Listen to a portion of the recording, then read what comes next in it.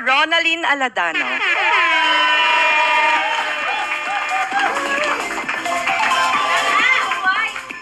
Hello. Good morning, good afternoon, and good evening po sa ating lahat. Yan, palakpakan naman po natin yung ating napakagaling na host, isa po sa core leaders by Team Coach Adel. And palakpakan din po natin yung ating speaker, napakagaling nating speaker, under team ni Coach Alimar Cafe. And of course, palakpakan niyo po yung mga sarili niyo kasi nagbigay po kayo ng time and effort na makarating ngayon gabi. And syempre, hello po sa ating mga nasa FB Live, YouTube, and Zoom. Kaway-kaway po sa inyong lahat dyan. Salamat po sa time nyo na makinig ngayong gabi po sa amin.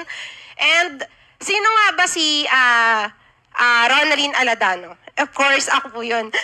Your Platinum Executive Director. My life before Santay, ako po ay isang HR accounting personnel sa isang garment sa Antipolo. Malaking garment po sa Antipolo. Nagtrabaho po ako doon more than 7 years. And of course, bilang isang nanay or magulang, sino po sa inyo yung may mga anak na? Yan. Nakaranas po ba kayo ng nagtatrabaho at hindi nyo nasubaybayan yung paglaki ng mga anak nyo? Ako po ay isa din sa inyo. Lumaki po yung anak ko na hindi ko siya nasubaybayan. Actually, hindi pa naman siya ganun kalaki. Mas malaki lang sa akin, pero hindi siya ganun katanda. Yung age niya po dyan, simula nung maliit siya hanggang mag 7 years old, nag-aalaga po sa kanya. Kung hindi po yung mother-in-law ko, yung mama ko, or yung sa side ko po. And then, ako po ay masipag na trabahador. Sino dito yung masipag na employee? Mahal na mahal ko po yung trabaho kong yan. Kasi syempre, binibigay po yung mga needs po natin. Ang laki po ng tulong kasi ng bilang empleyado, lalo na kung maganda yung kumpanya. Tama po ba? Yes. Love ko po yung trabaho ko. Ang kaso nga lang po, sa sobrang pagmamahal ko sa trabaho ko, nakalimutan kong isa pala akong nanay at isa pala akong asawa. Sino po dito yung nakaranas ng nagtatrabaho 22 hours in every 4 weeks? Naranasan niyo po yun? Ako po nagtatrabaho ng 22 hours sa loob ng 1 linggo. Minsan, Sunday, RDOT. Diba? Sobrang sipag ko po. Kaya nababansagan na akong tigapagmana ng kumpanya. Yan. Dahil po sa kasipagan ko, yan, tumaas po yung sahod ko. Na-promote po ako as accounting kasi HR lang po talaga ako eh. Na-promote ako as accounting dahil po doon, yun nga, nakalimutan ko na may anak na ako. Every Sunday, pagka day off, pinapasukan ko po yan or minsan pag rest day, holiday, pinapasukan ko din po yan. Kasi yung company po namin, nagsiship po siya ng mga in-export na mga gowns na mga ginagamit po ng, alam niyo po yung mga ginagamit ng mga artista sa mga Hollywood na sinusot nilang gowns? Dito po sa ating gawa yun. Yes. Kaya hindi niyo po ako mauhok sa mga mamahaling gamit. Dahil dito po yung ginagawa. Yan yung mga bench, Abercrombie, dito po yan sa ating gawa. Yan. Yun po yung mga gawa namin na siniship po sa iba't ibang bansa po.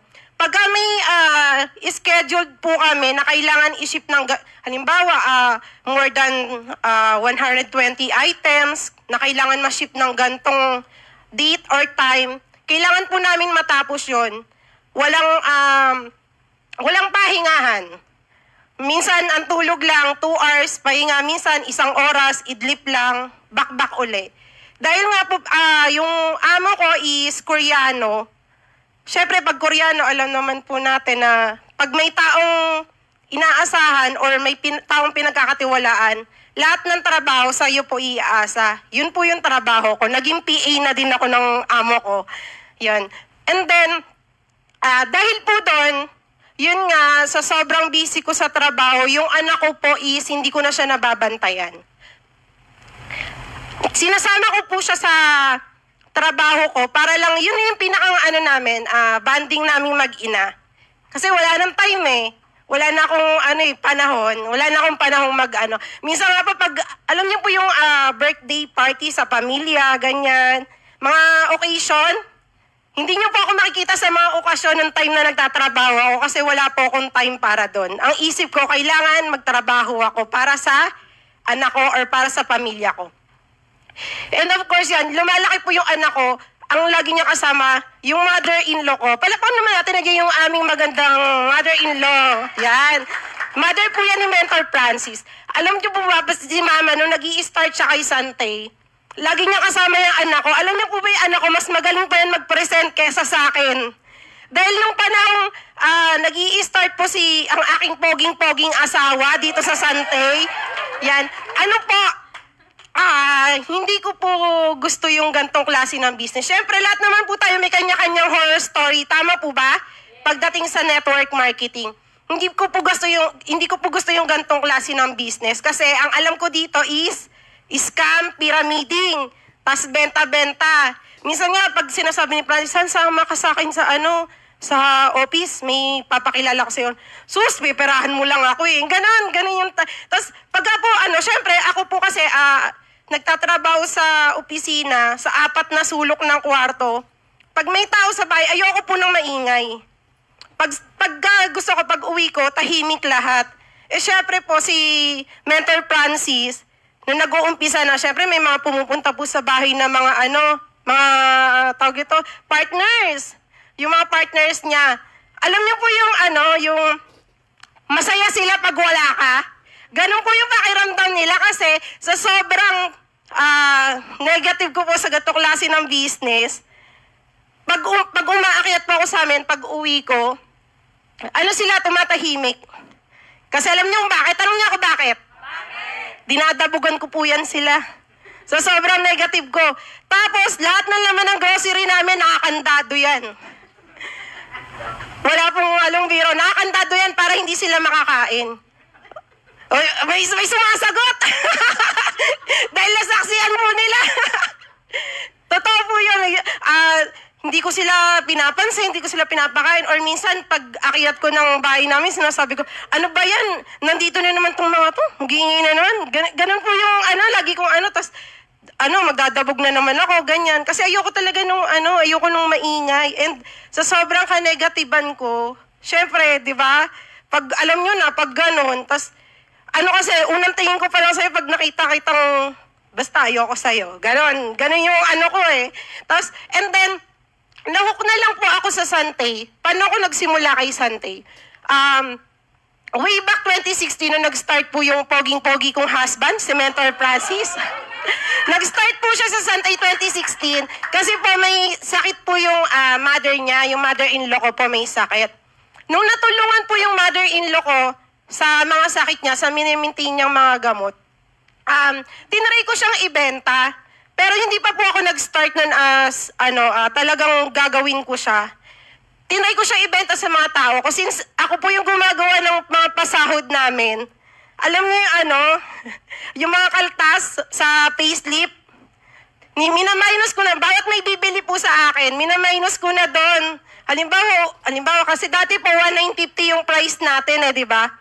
Halimbawa, utang ka sa akin ng barley. Ginagawa ko, tutubuan ko na 50. Kasi utang di ba? Halimbawa, ma'am, baka pwedeng 2 bigay. O sige, 2 bigay. Bawas ko 2 bigay plus 50 pesos. Di ba? Kumikita kabuhayan na ako noon. Tapos, sabi ko kasi, what if itry ko siyang ibenta kung natulungan yung mother-in-law ko, di ba? Tama po ba? Maganda yung produkto natin? Yes.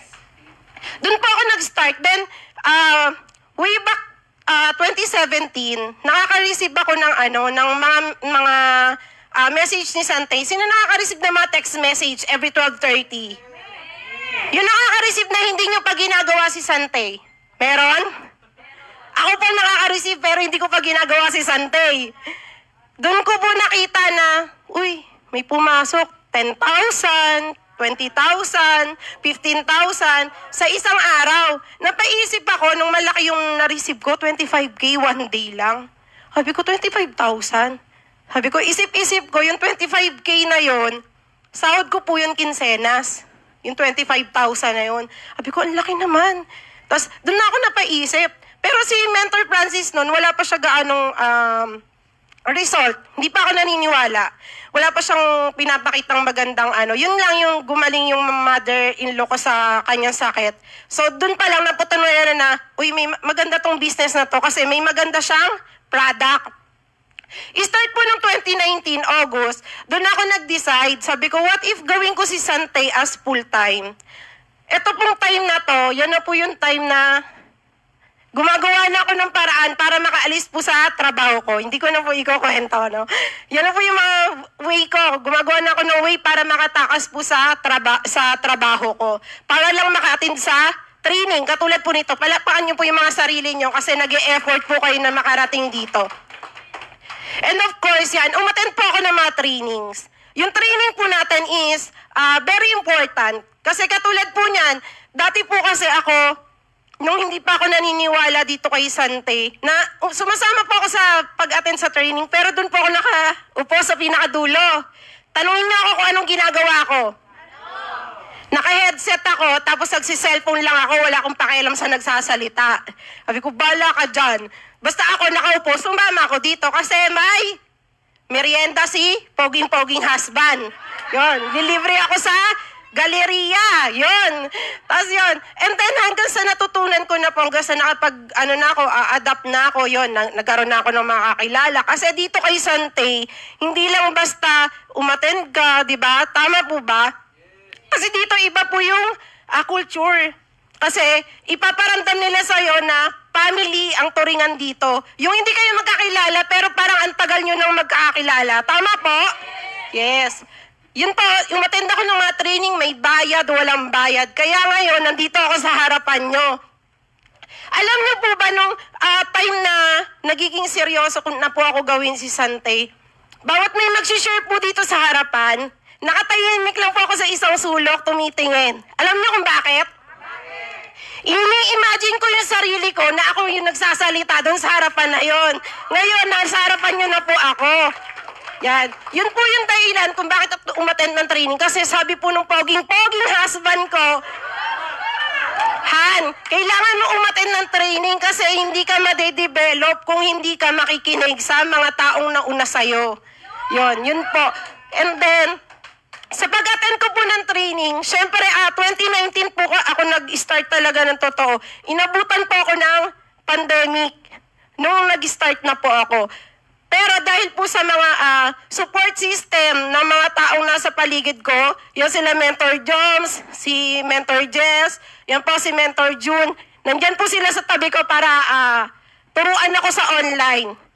Ang kinagandaan po dito, ito po yung naging result ng pakikinig ko sa kanila. Kumikita po ako nung pandemic ng 400 to 500,000. Sa retail pa lang po yun. Labas na po yung puhunan namin dyan. Labas na po yung puhunan ko dyan. Doon po ako nakabuelo nung time na to, nung pandemic. And of course, syempre, hindi naman lahat happy, di ba? May times na dadaanin tayo sa sitwasyon na hindi natin inaasahan. Yon. Yung mother ko po, pandemic time po to, nagkasakit po siya, bali, na-stroke. Alam niyo po yung naputukan ng ugat sa, dito. Yan, naputukan siya ng ugat sa may batok. And ito po yung time na nasa province din siya. Umuwi siya ng province kasi time po nun is pandemic. Sabi ko, ano ka na lang kaya? Mas fresh kasi sa probinsya, tama po. Kasi dito parang ang toxic ng paligid nung time natin na yon. E di ang ginawa po namin, pinauwi namin siya ng probinsya. Kaso hindi namin alam na doon pala siya aabutan ng pagkakasakit. And then yun nga po, siguro na-stress din siya, nakakaisip. Syempre, iniwan niya kami dito, ganyan. Na-stress siguro, kakaisip siya kung kamusta kaya yung mga anak ko, ganyan. Yan, nung time na po siya, na-stroke siya, pagdating ng ospital, yung doctor niya, sinabihan po kami ng 6 days to live na lang, yung mother ko. Tinaningan po siya. So, ang ginawa po namin, 3 kasi kami magkakapatid and ako po yung panganay. Ang ginawa namin, umuwi po kami ng probinsya. Kami magkakapatid. Then, nung sinabihan ako ng doktor na, ma'am, padasalan nyo na yung mother nyo. Nagpapatawag na siya ng pare. Ganon. Sabi ko, Dok, bakit papatawag ng pare? Ano po kasi, kadalasan ng patient namin na ganyan, 9 days na lang yung tagal, ganyan. Yung mother ko, nakalagpas na siya ng, may 6 days na lang siya natitira, dun sa 9 days na binilang ng doktor. So yung 6 days na yan, nag-decide kami magkakapatid. Sabi ko, what if ilabas natin? Yung mga kapatid ko, since nakita nga po namin doon sa mother-in-law ko na natulungan siya, gumaling siya, sabi ng mga kapatid ko, ilabas na lang natin, te. Ganon. Tapos, yan, ilabas naman namin siya. Paglabas namin, lahat po nung nireseta sa akin ng doktor na mga synthetic medicine, hindi ko na po binili. Parang, nag-pray na lang po kami na nandito naman yung barley, kailangan naman natin yan. Nag-pray lang kami na nag-pray. Tapos, eto po, nakita niyo yan. Kasi yung mother ko, hindi yan siya nakakasalita, hindi siya hindi siya nakakamulat, wala siyang pakiramdam. Yung lantang gulay po talaga. Ganun siya, kaya ang pagpainom namin sa kanya, eto po yung time na sa ospital pa to Wala yung doktor. Tinago namin yan tinatago namin yan para mapainom namin. Kasi tinanong ko yan, sabi ko, Dok, pwede bang painumin ng barley yung mother ko? Ang sabi nung doktor, mas nakakasama daw yon kasi hindi nga po siya nagre-response Baka daw mabulunan, ganon, or mabilaukan. Pero matigas po kasi yung ulo ko. Ang ginawa ko, pinainom ko siya ng patago. Noong time na pumasok yung nurse na yung doctor, tinago ko siya sa ilalim ng unan, dito. Tinago ko po yan dyan. Tapos sabi, bakit may kulay green dito? Ay, hindi do, uminom kasi ako ng barley, natapunan lang siya. Pero ang totoo, yung mother ko talaga yung uminom. Pinili talaga namin siya painumin kahit hindi niya kaya. Yung binuka namin yung bibig, ginan namin. Tapos yung araw din na yan, nilabas namin siya ng hospital. After noon, every 2 hours siyang umiinom.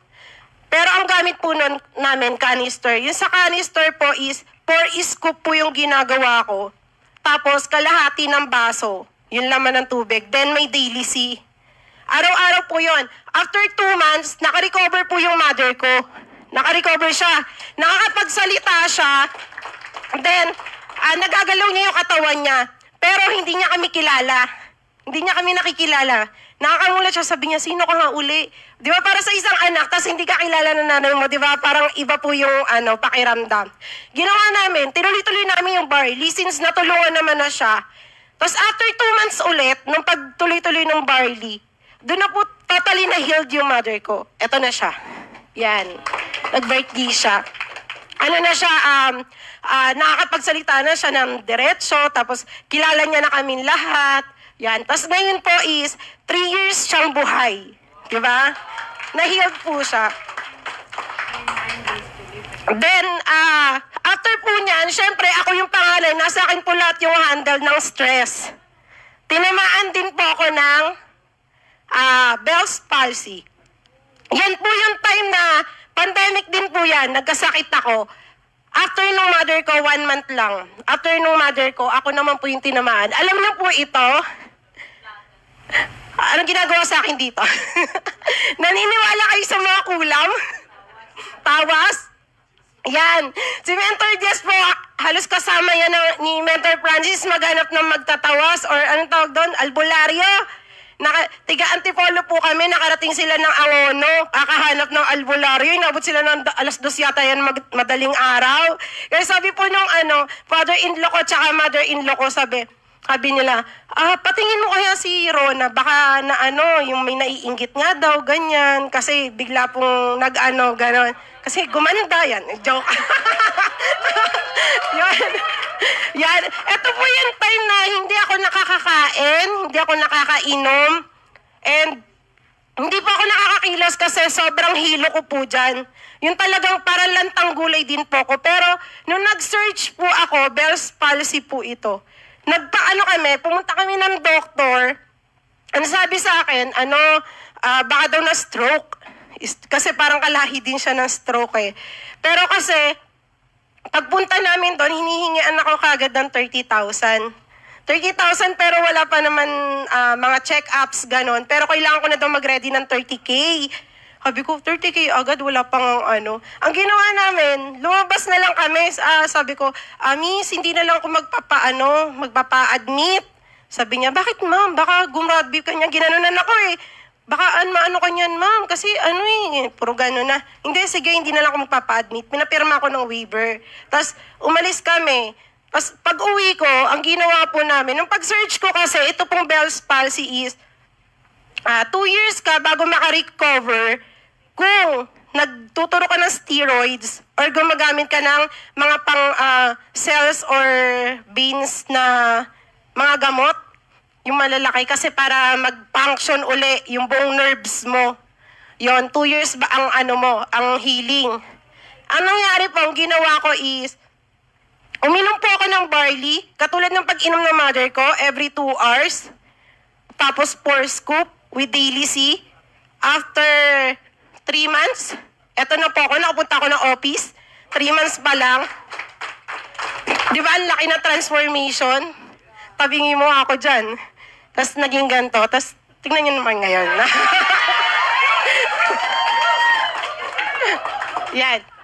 Of course, kung maganda yung business, maganda siya ibenta. After ko pong gumaling yung mother ko, gumaling ako, sinare ko po siya sa online. Yung mga nagtatanong po sa akin, yan, sinare ko po siya. Then, after nun, ito po yung naging result. Bumalik po ako sa pag-online. Yan po yung kita ko. Then, yan. Ako po yung taong ayaw nang laging may kausap. Gusto ko online lang, yung hindi ako nakikita. Yung pag ma'am, pwede ba makipag-meet? Ang pinapag-meet ko yung poging-poging husband ko. Pero of course, dahil kailangan kong gawin yung business ng ako mag-isa, hindi ko kailangan nakasandal kay mentor or kay sa poging-poging husband ko.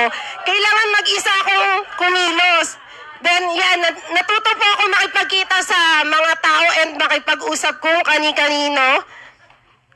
And then, yan po, yung mga achievements ko, of course, meron po tayo dito kasing yung binanggit kanina ng ating napaka-sexing speaker, yung gadget incentives, nakakuha po tayo niyan.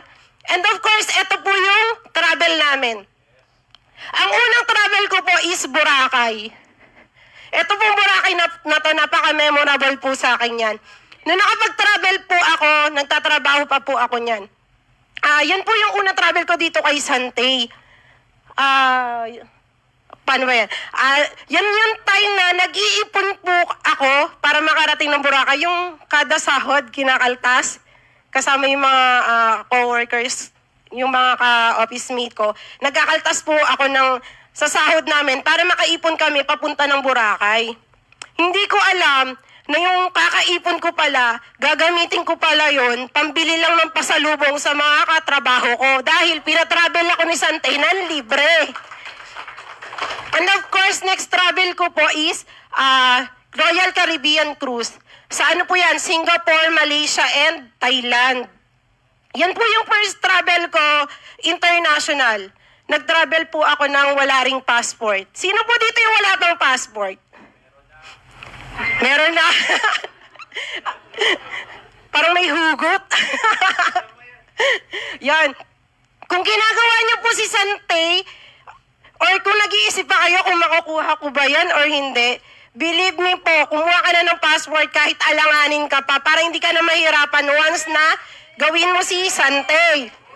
Yan, of course, yan. Inikot po namin yung magagandang lugar sa Malaysia, yan, sa Singapore.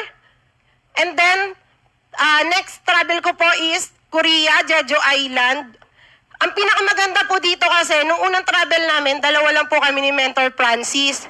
Yung sumunod po, pagdating po sa Royal Caribbean Cruise, naging 4 po kami, kasama namin si Mentor John, si Mentor Jess. Yung nasa cruise kami, bago kami sumakay ng cruise, pinag-uusapan lang po namin yan nila Mentor Archie eh. Sabi niya, partner, dadating yung time magta-travel ka rin. Dadating yung time, magkakape tayo sa iba't ibang bansa. Mag-aalmusal tayo sa iba't ibang bansa. Ang kinagandahan po niya, pag nandito ka kay Santay, lahat po yan matutupad. And then, pagdating po dito sa Jeju Island, 13 na po kami lahat na nakasama dito sa travel sa buong Team Universal Champions. And of course, ito po yung pinaka-latest namin. Ang pinakamasayang travel namin. Ito po yung sa Genting Dream Cruise. And of course, punta kami ng Universal Studio. Ito po yung Universal Studio na to. Very memorable kay Mentor Jess. Siya na po magkukwento pag siya na po nandito sa harapan. Yan. Alam niyo po ba, nung sumakay kami sa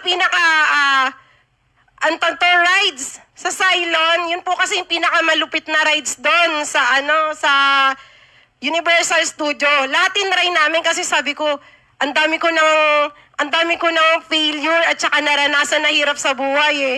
What if itry ko to? Diba? Kung nahihirapan sila or parang natatakot sila, diba? Sabi ko, itry ko to kasi minsan lang to sa buhay ko, libre pa, diba? Parang dati, what if pumunta tayo ng ganito, tas sakay tayo sa ganito, ganyan. Pero nung dahil kay Santay, natupad po yun. Itong travel namin yan sa Universal Studio, grabe yung pagsakay namin sa rides na yan. Alam niyo yung nakapila kami, nauna kasi ito sila Mentor Jess eh. Nauna sila, kasama sila Ma'am Minette. Sabi, sasakay ka? Sabi ko, sige na, nakita ko si Ma'am Minette, sasakay na nga ako. Sabi, si Ma'am Minette nga, kinaya, ako pa kaya. Di ba? Di pagsakay nila, natapos sila Mentor Jess, sabi niya sa amin, lagot, nakakatakot. Ang haba ng pila, ang haba ng inikot. Sabi ko, balik na lang kaya ako. Pero, wala na, nandito na ako eh. Baka pag umayo ako, hindi ko na maulit sa buong buhay ko to, di ba? Di tinaray ko po siya. Grabe yung pag-andar pa lang ng Cylon, sa Cylon, yung sinakyan. Grabe yung kaluluwa ko naiwan sa baba. Yung sigaw ko, hindi na mama, napapamura na talaga ako. Sabi ko, parang mali yata yung napasok ko Tapos, yung poging-poging husband ko, sumisigaw din ng mama. Tinatawag din yung mama niya. Sabi ko, yung mama mo nasa baba, ginagano. Tapos pagbaba namin, yun na, nakita namin si Mentor Jess, hindi na namin makausap. And then of course, yung dito po sa Genting Dream Cruise, pangalawang cruise ko po yan.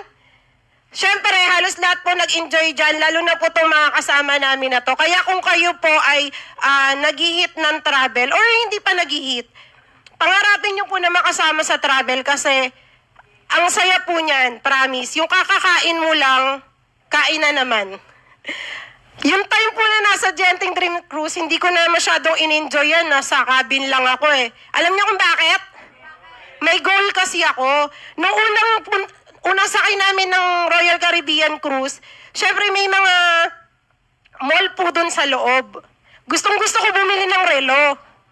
Kaso, inaantay ko yung sale. Mahilig ako sa sale eh. Inaantay ko yung sale. Pagpunta namin, kasi si Mentor Archie, bro, may sale ng doon, relo doon. Pagdating namin doon, inubos ng mga tigasantay yung sale. Wala kaming naabutan. Sabi ko, sa susunod na cruise ko, pag nakasama uli ako sa travel, hindi ko na ito papakawalan. Sabi ko, bibili talaga ako ng relo. Isip-isip ko, hindi pala ako bibili. Magpapabili ako sa poging-poging husband ko. Ang kinaganda, hindi talaga ako umalis. Hindi ako umalis sa shop. Hindi ako umalis sa shop hanggat hindi niya ako binibilihan. Sabi ko, hindi ako alis dito hanggat hindi ako binibilihan. Yun yung goal ko eh. Pag nakasakay ako uli ng cruise, bibili ako ng relo. Ang kinagandaan dito, may kasama mga bracelet. Di ba? Pagkabili ng relo, wala na, hindi na ako lumabas ng cabin. Nakuha ko na yung gusto ko eh. Bahala kayo dyan. Hindi na ako sumakay ng hindi na ako sumama sa kanila sa mga zip line. Hindi na ako sumama kasi okay na yung goal ko eh. Yun yung goal ko dun eh. Basta ang goal ko dun, makabili ako ng relo. Bahala na kayo. Ganun yung isip ko. And of course, yan. Ang kinagandaan po dito, pasok na naman po tayo sa travel incentive. Sa paparating po na travel natin sa Hong Kong, Japan, and China. Alam niyo po ba itong Japan na to, nasa dream board ko po yan, way back 2019. And unti-unti na po siyang natutupad. Ang dami ko nang naikesan. Papalitan na po yung dream board ko dahil kay Santay. Yan, of course. Sabi nga ni Mentor Archie before sa akin, partner, pag nag-resign ka, ang pinakamahirap i-hit is yung 1 million. Tama po ba? Yan po yung pinakamahirap kunin. Pero ang kinagandahan po dito, pag hit ko ng 1 million, 2 million na po ito eh. Napicturean ko, nawala sa isip ko eh. Ang kinagandahan po dito, 10 million earner na rin po tayo. Combine incentive po yan. And then, of course, nagpapasalamat ako sa Team Universal Champions. Kung wala po yan sila, wala rin po ako dito sa harapan nyo kung hindi dahil sa kanila. Nakita ko po halos lahat dyan kung paano sila nag-umpisa. Yung mga taong tinatarayan ko na pumupunta sa bahay dati, unti-unti po nila nakukuha lahat ng gusto nila. Alam niyo po ba yung mga taong tinataguan ko ng pagkain? Ngayon, kahit sa bahay ka pa matulog, ipagluluto pa kita. Yan. And of course, sige, buta kayo sa bahay. And of course, yung mga taong behind sa success ko, of course, nagpapakasalamat po ako kay Mentor Archie. Mentor, see you next week. Yan, nagpapasalamat ako kay Mentor Archie kasi kung hindi po dahil sa kanya, hindi po mabubuo yung loob ko na iwanan yung trabaho ko para gawin si Sante. And of course, nagpapasalamat po ako kay Mentor Jones kasi ito po yung taong lagi nakasubaybay sa akin simula umpisa. And of course, ito po si Mentor June, yan ang kasama ko po yan sa, ang tawag dito, partner in crime ko po yan. And of course, si partner Judith, si Coach Judith, ano yan sila, 4 yung angels ko eh. At palapakan niyo yung mga angels ko eh, si Coach Giselle, si Coach Judith, si Coach Erica, and si Coach Weng. Yan lagi yung nagpapaalala sa akin na, mataray po kasi talaga ako. O kaya wala pong preno kasi yung bibig ko. Sila lagi nagpapaalala, te. Or pag tumingin yan, alam mo na yan, gano'n. Sila lagi yung paalala po sa akin. And yung gumawa sa napakaganda kong slides, syempre, nandiyan si Mentor June. Yan. Palakpakan nyo. Yan. Mamaya may Starbucks ka. And of course, sa aking poging husband, yan. Ano po siya? Grabe yung taong to, yung sobrang, yung patience niya. Hindi ko po kasi kayang abutin yung pasensya niya.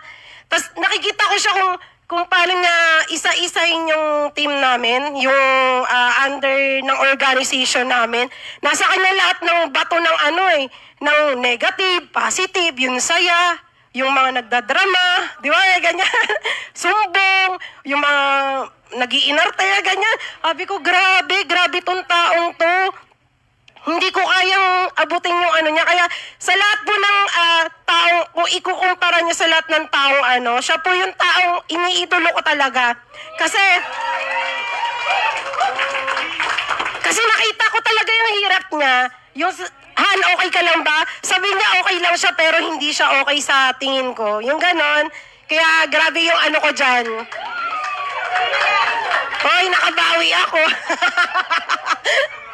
And of course, always, teamwork makes the dream work, syempre. Alam naman natin na hindi mo kayang gawin to na mag-isa. Tama? Laging nandiyan yung support system, laging nandiyan yung team. Kasi hindi naman gaganda yung team nyo kung hindi dahil sa pagtutulungan ng bawat isa. Tama po ba? Yan. Kaya, hanga-hanga ko po sa Team Universal Champions kasi konting sabi mo lang or konting send mo lang sa GC na, oy, may training tayo, ganyan, or eto yung speaker sa office. Kaya napapansin nyo, lagi po silang nandito. Grabe po yung effort nila eh. Kahit may ginagawa yan, may meetups yan, gumagawa sila ng paraan para makarating ng office. Yan. And then, yan, of course, ito po yung bagong incentive na nakuha ko po kay Sante. Yan. Meet My Hope. Yan po ang aking sasakyan. Actually, hindi po dapat yan talaga race. Kasi po yan eh. Dapat po ay, ang tawag dito? Fortuner po dapat yan. Fortuner po dapat talaga siya. Kaso po kasi, sabi ko kasi kay Mentor Han, sabi ko, Han, sige, Fortuner yung kunan natin kasi dahil mahal kita, ibibigay ko na lang sa'yo. Kaso po kasi, ako pa iba-iba nga ako naisip eh. Basta ako, anong gusto ko, yun yung gusto ko. Di ba? Hindi pwedeng baguhin kasi mag-aaway kami. Gano'n. Sabi ko, ano na lang, yung maliit na lang para hindi na ako manghingi sa'yo ng pang monthly. Sabi ko, tas mamaya kasi, Fortuner yung kukunin or eto gagamitin ko. Eh, mahirap manual. Diba? Stress eh. Yung matik na nga lang, na-stress pa ako, high beam, na nga lang, nag-aaway pa kami. Eh, lalo na to, may clutch pa yan. Tapos, sabi ko, sige, yung maliit na nga lang. Tapos, nagulat na lang ako, race talaga yun nila ba? wala rin kasi to sa dream board ko. Nasa dream board ko, Belos. Pero okay lang kasi, nandiyan na si Hope, yan. Malaking tulong na rin siya. And sabi ko, nung ako na maglisensya, magkaroon ng lisensya, sabi ko, magkakalisensya na ako. Ako na yata yung magagasolina at saka magmamonthly. Kasi, si Mentoran po kasi nagbabayad niya. Sabi ko, papaisip ako pag ako gumamit, ako na yata gagastos. Sabi ko, ganyan. Kaya minsan, pag kuha na tayong lisensya, parang minsan nasisiyan pa ako na, sige, kahit wag muna. Yung parang gano'n. Kaso po, ang kinagandaan niyan, ngayon lang nakuha ko yung lisensya ko.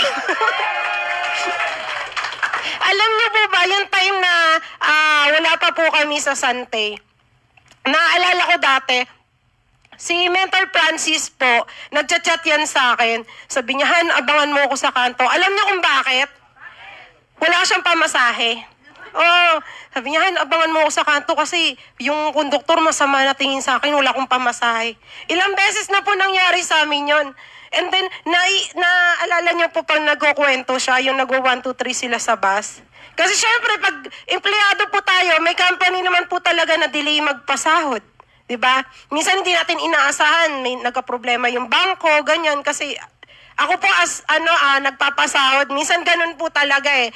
Minsan nagkaka-problema sa bangko, nabablock yung ganto, yung ganyan. Hindi natin inaasahan, syempre, yung mga employee, diba? Inaasahan nila yung sahod nila. Eh, paano kung gano'n, yung saktuhan na lang yung pera? Katulad po niya, saktuhan na lang minsan yung pera, minsan kulang pa. Tumatawag yan, Han, sunduin mo ako sa kasi... Pero ngayon, ang kinagandaan po dito, kahit anong gamitin sa sasakyan namin, di ba, dalawa na po. And of course, yan, may deepest why. Para kanino nga po ba natin ginagawa to, di ba? Para po sa pamilya natin, syempre, hindi naman para lang makakuha tayo ng gadget or makabili lahat ng gusto natin or makakuha ng kotse. Kasi nandyan lang naman yan eh. Kung nagtatrabaho tayo, kaya natin yan bilhin lahat eh, di ba po? Pero yung gusto mong iparana sa pamilya mo, yung magandang buhay at matupad din yung mga pangarap nila, yun po yung pinakamagandang mangyayari sa buhay natin. Lalo na po sa magulang natin, di ba? Yung pag-humingi po sila, mabilis natin mabigay lahat ng gusto nila. Tama po ba? Siyempre, masarap sa pakiramdam na, kailangan ko ng ganito, di ba po? Yun yung pinakamagandang magandang gawin or nagawa natin para sa mga mahal natin sa buhay. Yung maparaanas po sa kanila yung magandang pamumuhay. And then, of course, may iwan pa akong quote sa inyo. Accept yourself, love yourself, and keep moving forward. If you want to fly, you have to give up weighs you down. Ano po yan? Lahat naman tayo may kanya-kanyang pinagdadaanan. Hindi natin alam, bawat sa inyo ngayon, di ba? May dala-dala po kayo, pero tumatawa kayo dyan ngayon. Tama po ba? Yan. Lahat naman po tayo may kanya-kanyang pinagdadaanan. Basta lagi niyo pong isipin, everything's happen for a beautiful reason. Yan. Hindi naman ibibigay sa atin yan ni God kung hindi po natin kayang solusyonan, di ba po? And yung mga nagpapabigat po sa atin, pwede po natin yung bitawan muna or find another po na makakatulong kung paano natin siya mauusad, ganon. And then, keep moving forward lang po kasi lahat, hindi naman sa atin ipaparanas kung hindi natin kayang gawin kung ano man yung mga bagay na dapat nating solusyonan. And yun lang po, I'm Ronalyn Aladano. To God be all the glory. I'm your Platinum Executive Director from Team Universal Champions. Thank you po!